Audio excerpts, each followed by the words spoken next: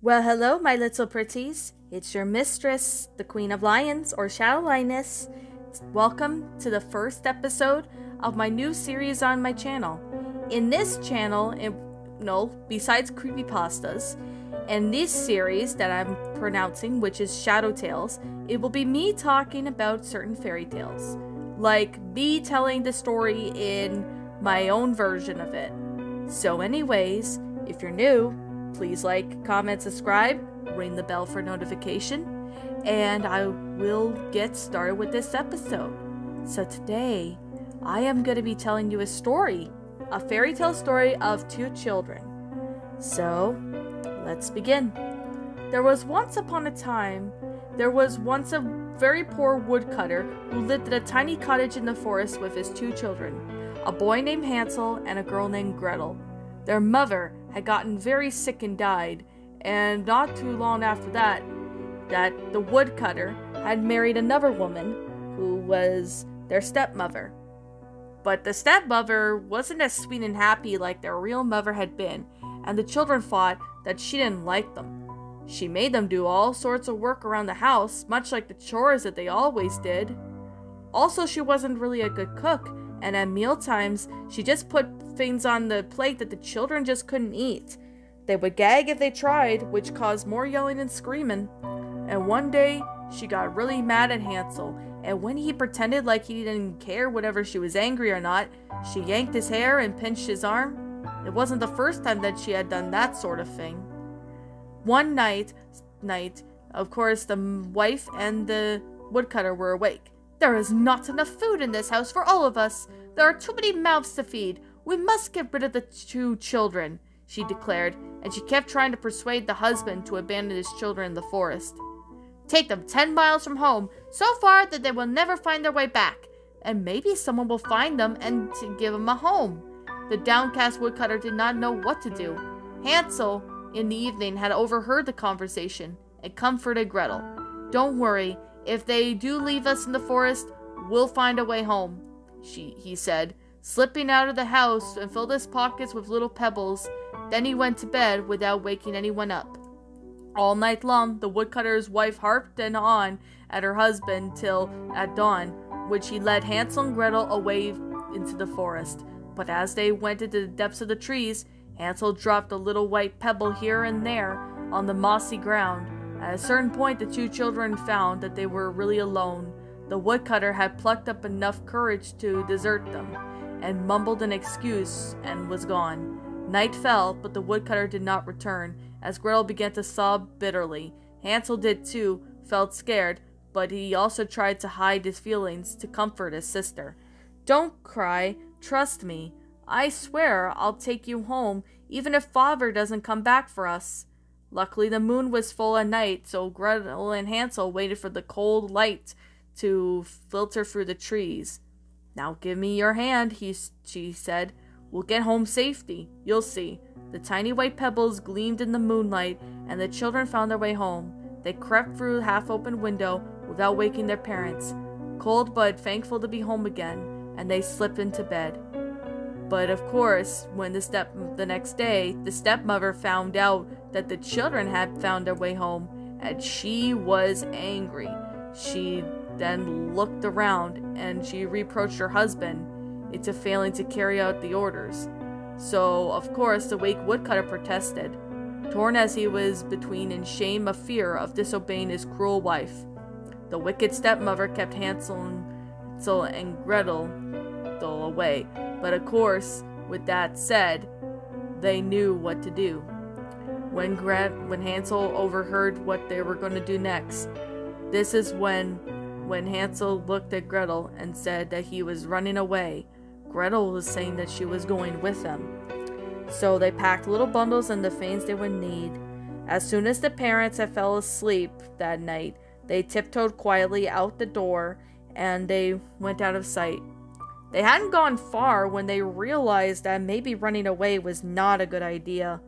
There were a lot of scary sounds, and it was scary at night.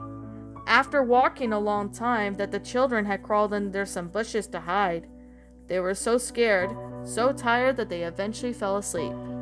When the sun rose the next morning, Gretel and Hansel woke up and ate the food that they had brought. They had no idea as to where they were, and they realized that they were a long way from home. So with that, they ended up walking all day in the forest. But it wasn't long until Hansel spotted a house in the distance. As it was getting dark again soon, they headed that direction. And as they headed over to what seemed to be a house, they smelled a strange cottage in the middle of the glade. The sun was burning orange at the edge of the world, and no lights or activity could be seen into the house. So Hansel called "hello" several times loudly, but unfortunately there was no one in there.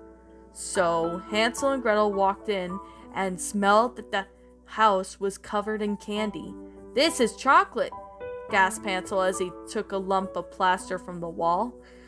"And this is so icing awesome," said Gretel, placing another piece of wall in her mouth.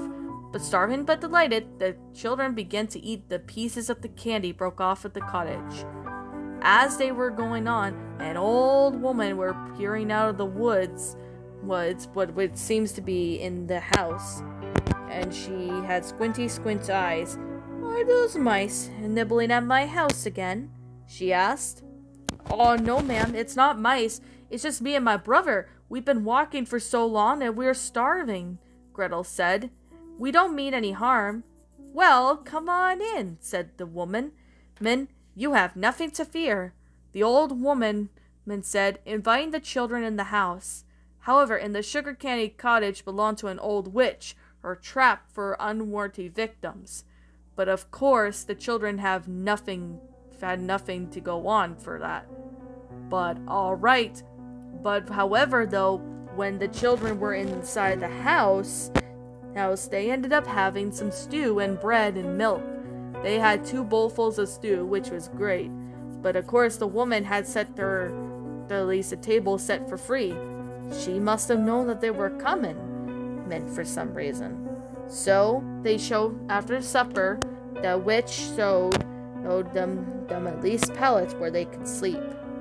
The next morning, Gretel woke up but saw that Hansel wasn't in his pallet. Instead, he was in a large cage, which the woman must have moved him in during the night. She wondered how the noise did not woke her up. Later at breakfast, Gretel asked the woman why was Hansel locked in the cage. "So he won't escape when we try to fatten him up," said the old woman.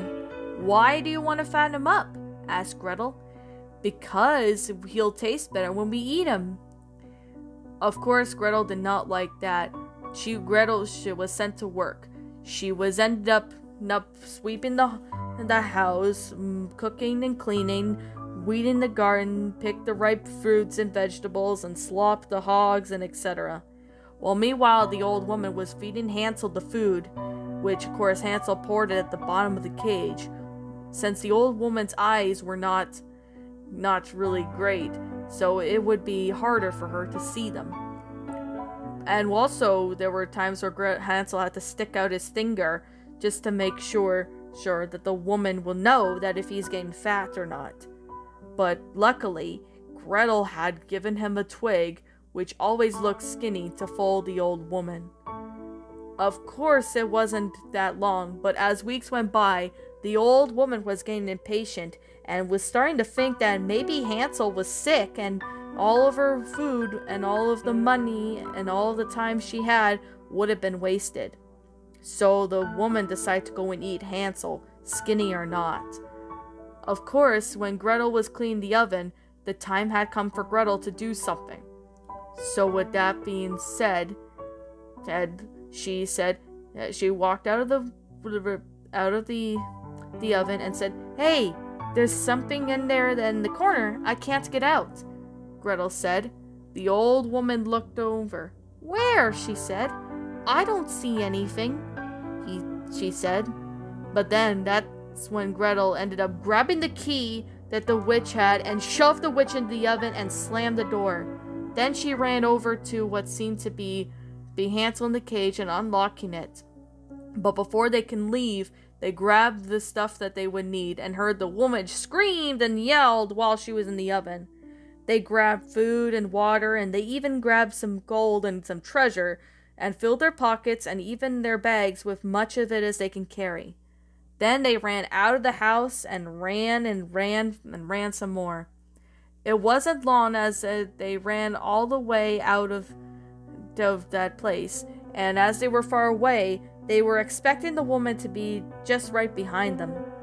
But eventually it became dark, and Hansel and Gretel cooked supper, and they hid under the bushes to hide for the night.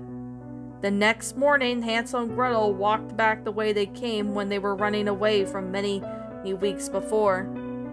As the path began to get familiar, and they knew they were getting very much closer.